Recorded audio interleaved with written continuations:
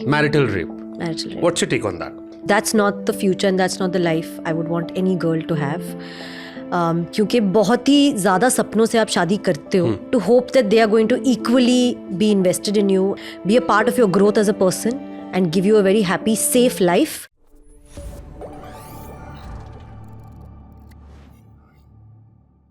Marital rape. Marital rape. What's your take on that? I did a film on it and I was very affected by it. And I know of certain people also. जैसे कि मैं एक flight पे थी coming back from somewhere and it's so uncanny. Love Sir was on the same flight. हम किसी तो promotion से आ रहे थे. I think प्यार का पंचनामा नहीं सोनू की डेट की स्वीटी की प्रमोशन से कहीं से आ रहे थे.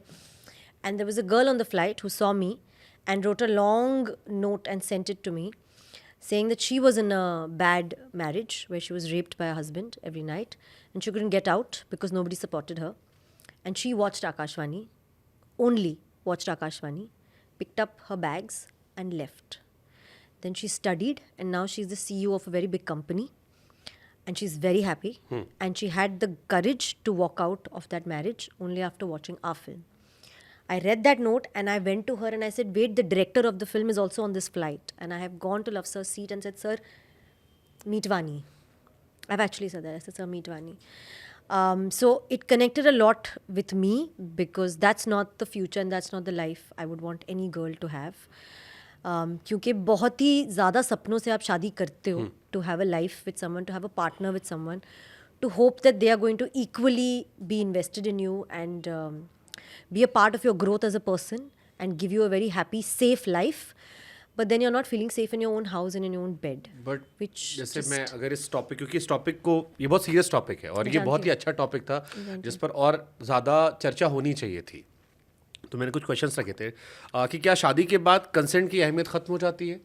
नहीं, शादी के बाद कंसेंट होना चाहिए जितना ही शादी के पहले होना चाहिए. बट इंडिया में एक बहुत बड़ी ऑडियंस है जो शायद ये सवाल पूछेगी कि अपनी बीवी से कैसी परमिशन मांगना और अब या अगर ये इशू उठाया जाएगा कि वाइफ ने मना किया तो वो कहेगा कि बीवी कैसे मना, मतलब वो करिए उसके साथ तो मुझे ऑफिशियली राइट है, उनका ये थॉट प्रोसेस है. वो सोच तो गलत उससे कैसे फिर डील करेगा कि अपनी बीवी के साथ किया उसमें ये गलत है. और बहुत सारे लोग वाइफ को ही क्वेश्चन करेंगे कि शायद या तो इसका कहीं अफेयर चल रहा होगा या कोई और रीजन है इसलिए वो मना कर रही है मुझे. मैं समझ सकती हूँ बट वो सोच गलत है. उनके दिमाग और सोच को कैसे बदले वही एक अटेम्प्ट थी आकाशवाणी से कि maybe what they are doing, they don't realize the impact it's having on their wives. So maybe tell the story from the wife's point of view कि उनको समझ आए कि भाई ये उन पे भी this is what they are going through. Maybe this is not what I want for my wife.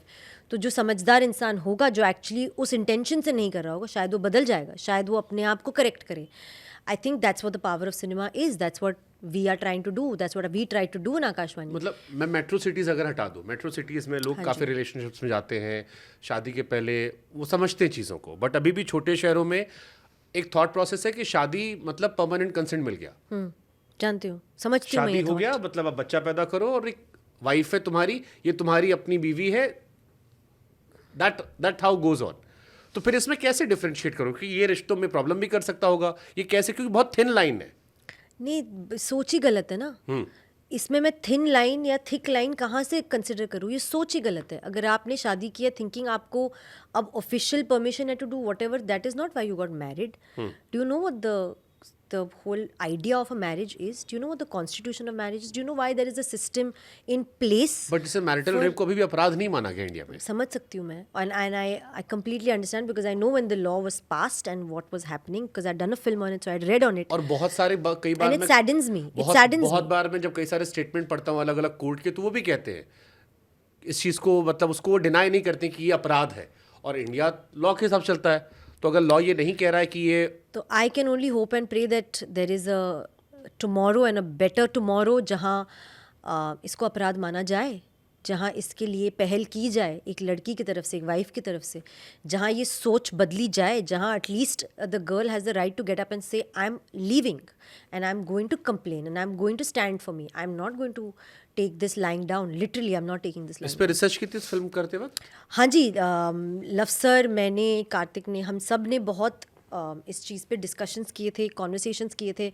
मुझे तो ऑफकोर्स उस वक्त कुछ आइडिया थी नहीं. I was just a new kid on the block and of course very tensed कि मैं इतनी बड़ी एक इशू पे फिल्म कर रही हूँ. मेरा तो सबसे ज़्यादा स्ट्रेस यही था कि how do I portray it, how do I do this scene, it's very sensitive, it's very critical.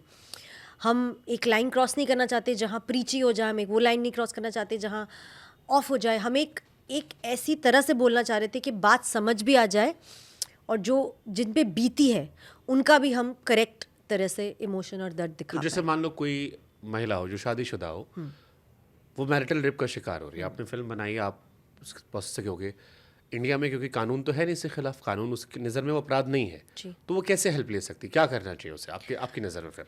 I really don't know, and that is a very big problem. That is a very big problem. How do you get out of a marriage where the reason why you don't want to be in the marriage cannot be contested in court or a court of law or seeked help for? It's a very big fear. It's a big question mark. आप उसका घर छोड़ोगे भी तो भी आप legally क्या बोलोगे कोर्ट में जाके कि क्यों आप जुदा होना चाहते हो? If you don't have a system backing it और अ लॉ सपोर्टिंग इट और बेसिकली पावरिंग यू और empowering you to get up and say बस ये मुझे नहीं चाहिए, ये ज़िंदगी नहीं जीनी मुझे. और अगर वही लॉ नहीं है, वही एम्पावरमेंट नहीं है, तो आई रियली डोंट नो.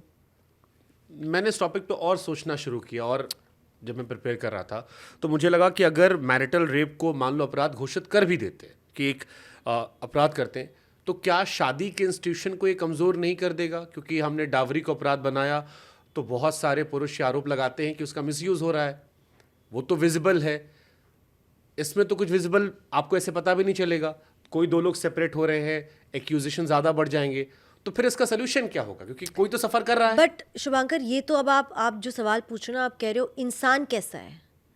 अब वो तो इतनी बड़ी दुनिया है, अगर किसी को कोई भी करेक्ट लॉ जो आपके पावर के लिए, आपके फ्रीडम के लिए और आपके राइट्स के लिए करा गया है, उसको आप मिसयूज़ करोगे तो आप वहाँ भी गलत हो.